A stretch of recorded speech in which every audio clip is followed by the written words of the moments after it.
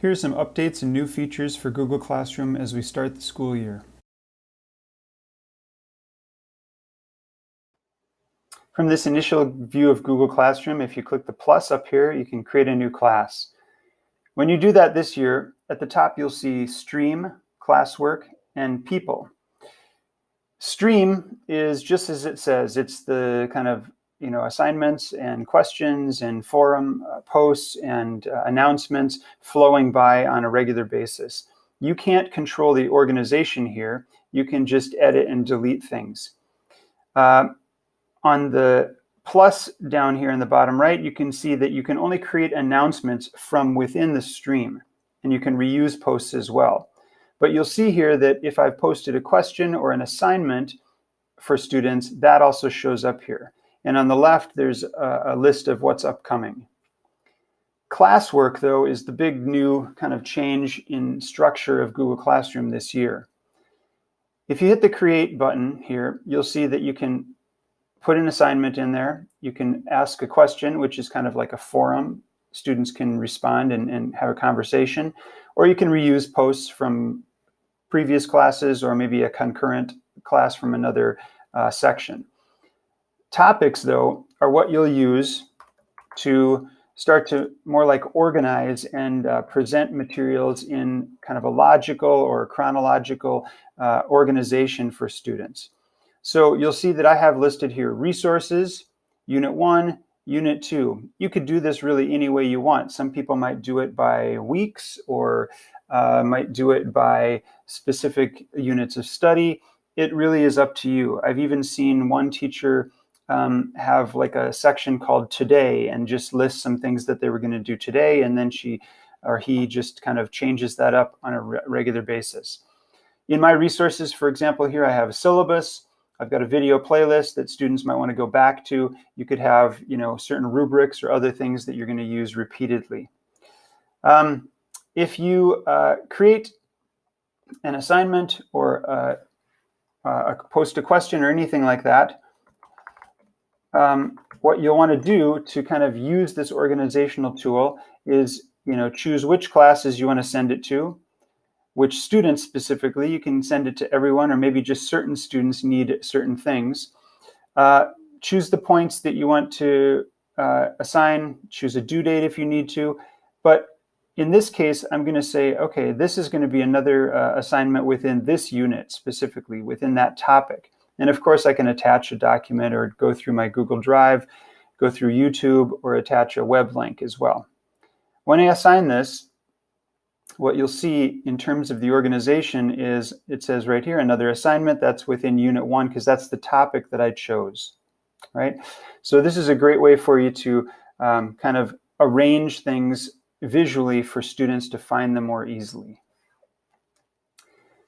In the past, many of us used the About page up at the top here to post materials and provide kind of ongoing resources for students. Now, if you click on About over on the right, what you'll see is it just kind of gives you the title of the class. You can open up, again, the class code for students to join. That's about it for the About. So in lieu of listing the resources there, Google is actually soon going to add a materials, I believe it's going to be called, section to the classwork page. In the meantime, what I'm doing is I've got a topic called resources, and I just put a syllabus and like a video playlist, something that students might want to go back to and use again and again throughout the year, throughout the course. Those things are just posted in here as assignments, but there's no due date and there's no points assigned to them. So that's one way around that for now. I expect that update very soon in the next couple weeks. So if you are in a class that was created in the past, last year, for example, sometime, you'll only see Stream or People at the top.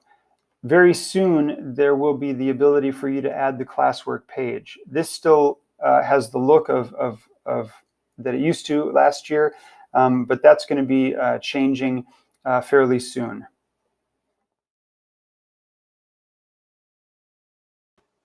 Another substantial improvement to Google Classroom this year is the way that teachers can interact with students assignments to give them feedback or to grade them. So I clicked into an assignment. When I jump into one of the student pieces of work, it takes me directly to the document. This is a Google Doc in this case. And I have the normal kind of tools for doing some editing and giving feedback.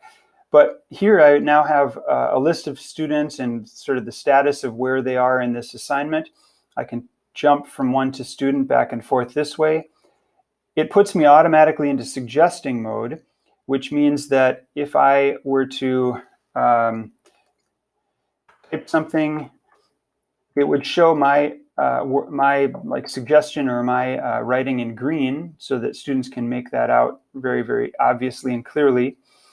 I can always go in and put in a comment just like this, like I normally could. But now in addition, I can even create a comment bank. So if there are some comments that I put in, again and again,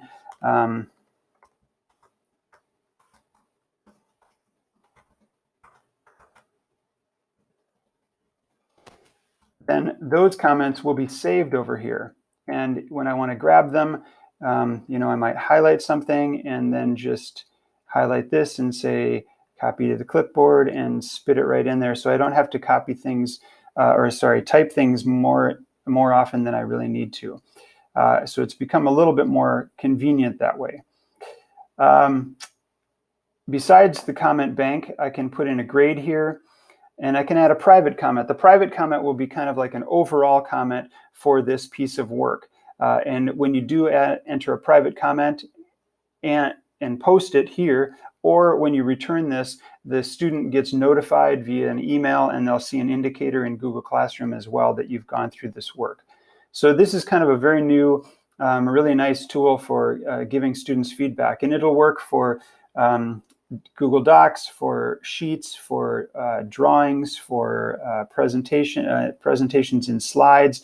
It'll work for all kinds of Google stuff.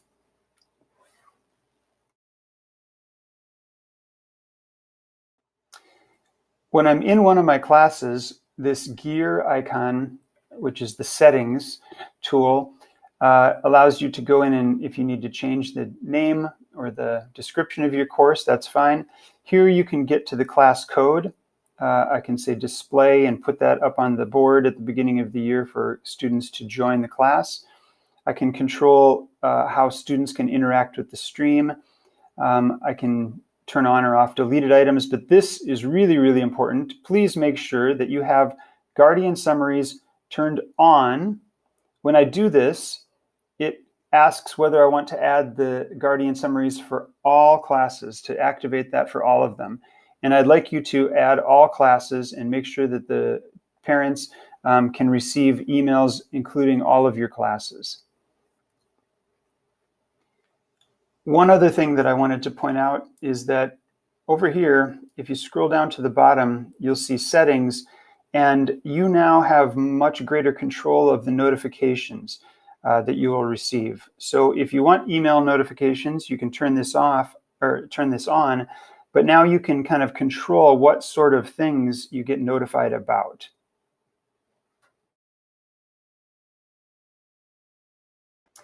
Finally, here are a few reminders and just maybe a couple other tips or pointers. Number one, it's a good idea for you and for students to archive old classes. So this was an elective I did last year. I'm going to archive that class. That way I won't see it in this view, and neither will my students when they're getting into into Classroom this year. Secondly, remember that when you are in a class and you look down here under Guardians, you'll see that in some situations you'll see people's names. You might see Invite Guardians. Devin and I will go through all the classes at the beginning of the year, or we'll go through all students, I should say, and invite their guardians so that they can receive summaries.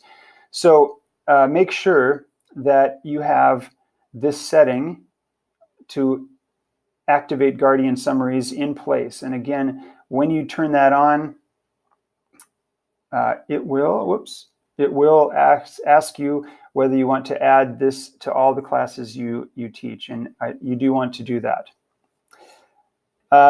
Next, just as a reminder, when you're looking at this view, notice that you have this,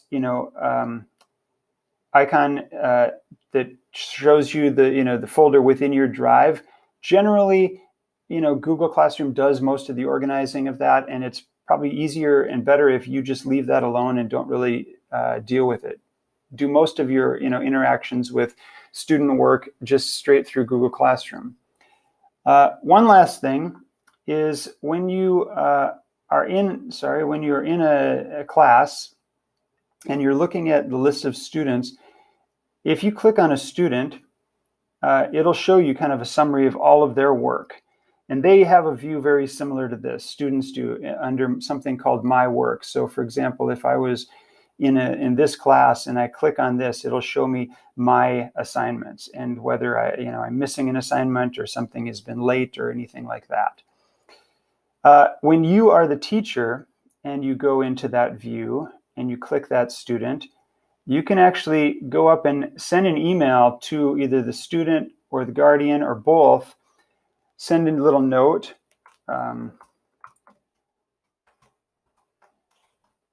And you can include this summary view. So if I send that, that'll show up in the parent or the guardian email, and it'll look something like this right here. Here it says Google Classroom from the teacher. It'll have your message up at the top, and then it'll show that summary that you sent.